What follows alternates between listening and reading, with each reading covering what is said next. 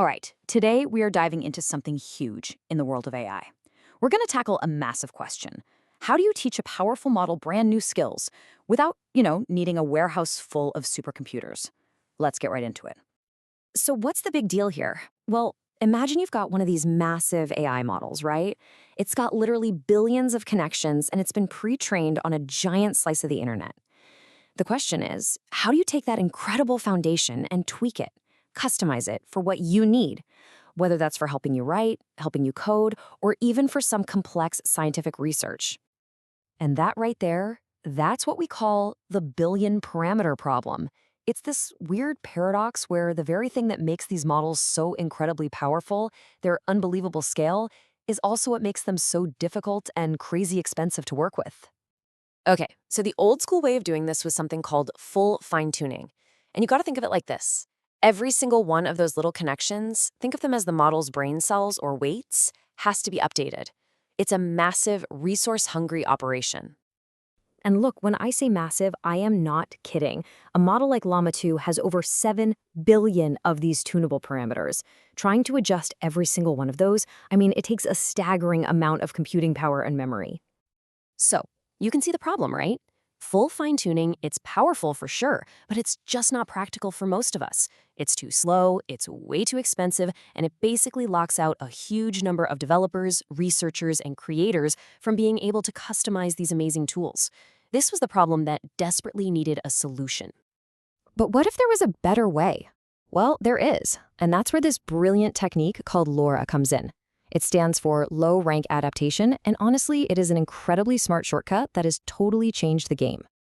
Okay, to really get how this works, let's use an analogy. Imagine that big, pre-trained AI model is like a finished masterpiece painting. It's got all this knowledge, all this detail baked in. The old method, that full fine-tuning, was like trying to repaint the entire canvas just to add one tiny new detail in the corner. But LoRA is way smarter about this. It says, don't touch the masterpiece. Instead, it freezes the original painting and just places a thin, transparent sheet over it. And it's on that overlay that you paint your new details. The original model is untouched, but you've efficiently added the exact new skills you wanted. And this slide just lays it all out side by side. On one hand, you have the old way, heavy, slow, updating billions of parameters, and just wildly expensive. And on the other hand, you have LoRA, light, fast, updating just a tiny fraction of the parameters, which makes it super cost-effective. It's a no-brainer, really. And if you need one number to really drive this home, here it is. In an example from Dr. Sebastian Raschka's work, LoRA cut the number of parameters you had to train by a factor of 830. That is not a small change. That is a monumental leap forward in efficiency. Okay, so we get the what and the why of LoRA, but what about the how? How do you actually use it well? Well, let's get into some practical pro tips that come straight from real-world experiments so you can get the best possible results. First thing you should know about is a popular variant called QLoRA. That Q stands for quantized, which is just a clever way of saying it uses less memory. So here's the deal. It's a trade-off. You save about a third of your really precious GPU memory, which is awesome, but your training time goes up a bit. So if you're tight on memory, QLoRA is an absolutely fantastic option. Now, this next point is really interesting and honestly a little counterintuitive. We're often taught that more training is better, right? You run your data through the model over and over again.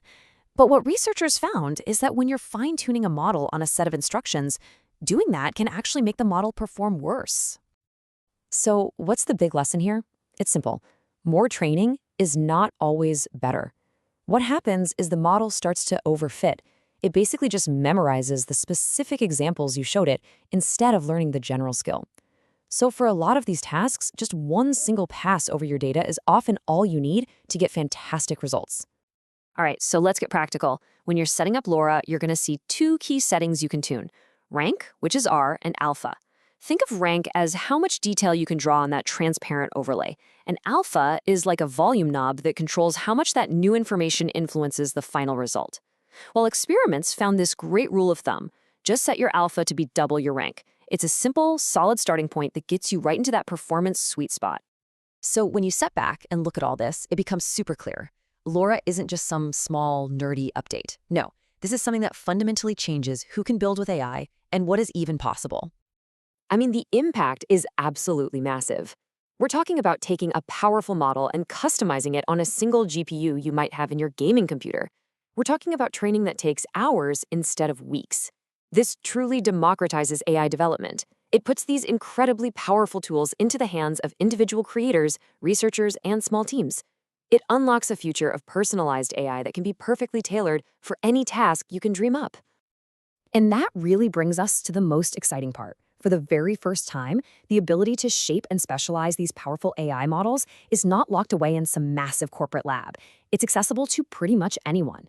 The barrier to entry has just been completely smashed. So the real question isn't just what happens next, but what will you create next?